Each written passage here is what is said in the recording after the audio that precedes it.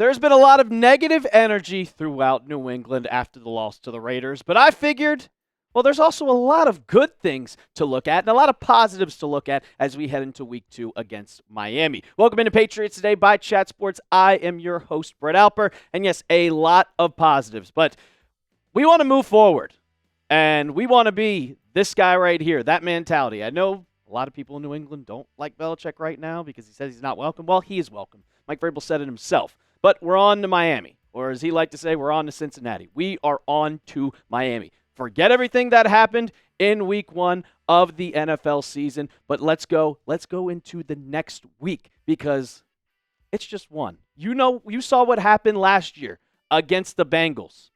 It was a win.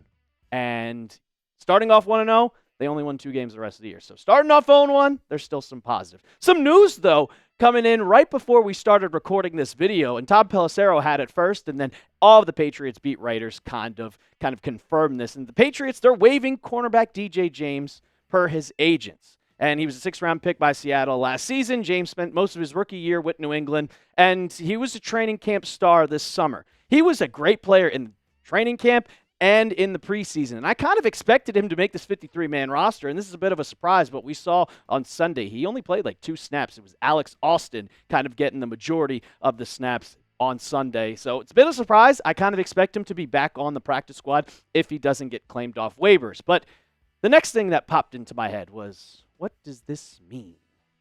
Is Christian Gonzalez healthy? Well, he was cut. Well, DJ James was waived, and then 5 minutes after that news came out, Christian Gonzalez posted this on his Instagram story, and if you can't read it up there, he posted the song, and it was called Get Back. Does that mean that the Patriots think that he's going to be healthy and he's going to be ready for Week 2? I sure hope so. Please, please, please, please, please, for the love of God, I hope he's healthy. And if you're ready for Gonzo to be back, because that secondary looked rough besides Carlton Davis on Sunday. If you're ready for Christian Gonzalez to hit the football field, go ahead and hit that thumbs up icon. I hope he's healthy, man. Hopefully we get some updates during practice that we see him on the field and getting ready for Sunday's game. But let's get back on track to what today's show was supposed to be about. The positive takeaways from the Raiders' loss and what this means for the New England Patriots the rest of the season. I got 4 positive takeaways, and looking at it, and I think this is going to benefit the Patriots greatly throughout the rest of the year. Starting with the defensive line, and going through that, like we knew throughout the entire offseason with the additions that this team had, that this team was going to be a dominant force on the front 7. You give Milton Williams that huge contract. Christian Barmore is back. You sign Harold Landry, and you also signed Kayvon Chaisson. Like, all of the predictions that people had about the Patriots, specifically on what their best aspect of the game was going to be. Well, on Sunday, it kind of proved right. All the predictions that everybody guessed was right. The best position for the Patriots on paper was the best position that was on the field on Sunday. And the stats, they don't lie. When it comes to getting to the quarterback, they were getting to Geno Smith. Their blitz rate was 3rd in the NFL at 43.6%. Their sack rate was 5th best in the NFL at 10.3%. And their pressure rate was 38.5%, the 10th best in the NFL. And it's all thanks to one guy right here, and that is Harold Landry. He was on fire on Week 1. 5 tackles, 3 for loss, 4 QB hits, and then 2.5 sacks, which I don't know. I have to go look back on his career on every single game that he's played, but I think I've read that he had the most career sacks in one game of his career. Like, it was an amazing game for Harold Landry, and all the people that said, oh, he was a bad signing, they can all shut the hell up now. Because if you look at all the sack leaders, Week 1 is over. We are on to Week 2. Monday Night Football happened yesterday.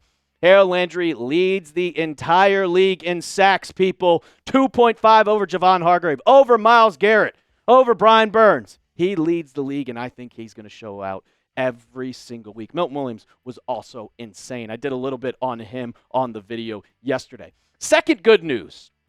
Everybody thinks that Stephon Diggs is going to be the top wide receiver, and I think it's going to take him some time. Take a little bit of time for him to get back into rhythm. He's coming off an ACL tear. He still had 6 catches, but Kayshon Boutte was absolutely incredible. I thought he was the best player on offense on the field, and he kind of showed that he was going to be the best player on the field throughout training camp. I was predicting a breakout year for Boutte, and he broke out in week 1. 6 catches, 103 yards, 0 drops, 17.2 yards per catch. And then they asked him about it after the game, and Boutte pretty much said, this is no surprise to me.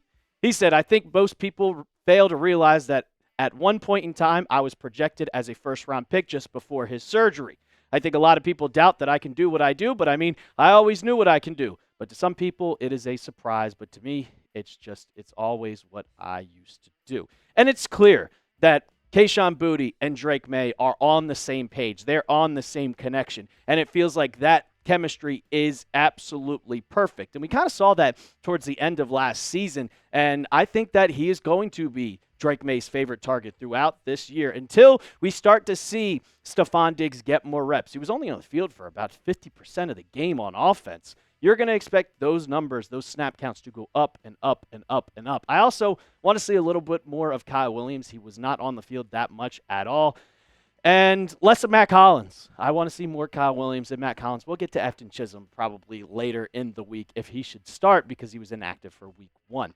Grade Kayshon Boutte's performance versus Las Vegas. The only kind of high note of the offense on that. Pop Douglas had a touchdown and still finished with -2 yards. What the hell are we doing? But grade Kayshon Boutte's performance down below in the comment section. A, B, C, D, or F. I'm giving him an A-. Get more than 6 catches. That's the only thing I got to say. We're going to keep going over some of these positive things about the Patriots team going into week 2, but I got to tell you about our sponsor of today's show, and that is PrizePicks. You and I make decisions every day, but on PrizePicks, being right can get you paid. Don't miss any of the excitement this season on PrizePicks, where it's good to be right. PrizePicks is simple to play. Just pick more or less on 2 to 6 player stat projections. If you get your picks right, you can cash in. PrizePicks is the best way to win cash this football season. Which players are going off, which ones aren't. Make your picks in less than 60 seconds and turn your takes into cash all season long on PrizePicks. Now, some of these player projections are already up on PrizePicks for week 2, and I like Tua's less on passing yards. He was awful in week 1. And Kayshon Boutte, keep it going, Kayshon. The more on rush plus receiving touchdowns. And PrizePicks, they're also giving you a max discount more than half a receiving yard for Travis Kelce. You can make a lineup just like that when you download the app today and use code CLNS to get $50 in lineups after you play your first $5 lineup. That's code CLNS to get $50 in lineups after you play your first $5 lineup. PrizePicks, it's good to be right. The next one. And I know a lot of people were kind of talking about it, which I figured that I might as well say it. If you are in the comments and you talk about how the Patriots shouldn't got rid of Joe Milton, leave right the hell now. Don't talk about it because he is terrible. He's not good. Shut the hell up about Joe Milton still being on this team. He's gone. He's not good. He's on the Cowboys as a backup for a reason. Shut up. Drake Maye played a lot better than people think. And the guys at PFF, they really think that he was better. I mean, the stats, they were decent. I do think that he should be throwing the ball a lot down the field, a lot more. A lot of his passes, 14 of them, were within 10 yards of the line of scrimmage. And I know he floated some balls. There was kind of what we saw last year and at UNC where he kind of floats it over the receiver's head. He missed Hunter Henry on one pass. He missed Pop Douglas on one pass. But those are mistakes that you can fix. On Sunday, though, I'm still giving him kind of a B-, a C+, like 65.2 completion percentage, 287 yards. A lot of that came in garbage time, 1 touchdown and 1 interception. He just got to get the ball off quicker. And honestly, Josh McDaniels got to call better plays. They only ran the ball twice in the second half. You got to establish the run because if you're playing pass the whole entire game and you know that the Patriots are going to pass, how are you going to have success? PFF passing grade, though, still very, very solid. 73.4, which was the 12th best in the NFL. You know who was dead last? Well, the guy people were arguing that was better than Drake Maye, and it was Bo Nix. He played terrible. Drake Maye played good. There was still some positives that you could look at. And a lot of people, a lot of the players, they still have 100% confidence in him. Stephon Diggs said he played well. He said quarterback is a hard position. And then Pop Douglas, he basically said we still have all the confidence in the world for him. He said the weather could have played a part with some of the stuff. I believe in him. We believe in him. We know what he's capable of. Just a lot of stuff didn't go our way, but I believe in this team. It's going to come together. And I still believe in Drake Maye.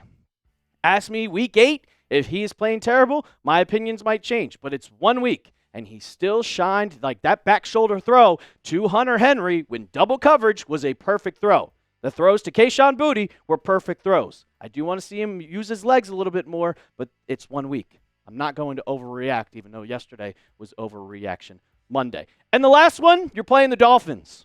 And the Dolphins, they look like the worst team in football. And when I mean the worst team in football, the game was on at the same time as the Patriots. I was live during a watch party. Shout out to everybody who tuned in. But I was still keeping up a little bit with what was happening. And the Colts, the dumpster fire Colts, with Daniel Jones, their quarterback. Well, he went off, and they won 33-8. Tua had 2 interceptions. And Daniel Jones went off. If Daniel Jones can go off, can't Drake Maye? They looked bad in every single aspect of the game. Their defense couldn't get pressure on Daniel Jones. He lit them up. And then on offense, Tua looked terrible. And they weren't even blitzing.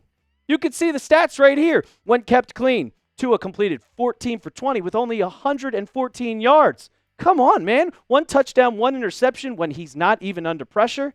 And then turnover-worthy plays, 9.1. But on 6 dropbacks when he was getting pressured, he didn't complete a pass. 33.3 turnover-worthy plays. And we saw those stats that I gave to you earlier with the defense. They blitzed a ton, and they were getting a ton of pressure. So you see Milton Williams. You see Christian Barmore. You see Harold Landry get to the quarterback. Tua might be in for a long, long, long day. But if the Patriots lose, and they start 0-2, and you lose to this terrible Dolphins team,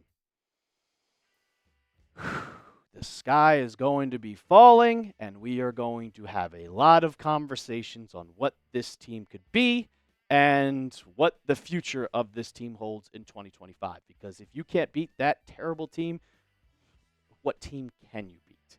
And the stats, well, the history, it's not good for the Patriots. The last time they won in Miami, because the game is in Miami, September 15th, 2019. Shout out to my dad's birthday. That was the last time they won in Miami. It was a 40-point blowout shutout.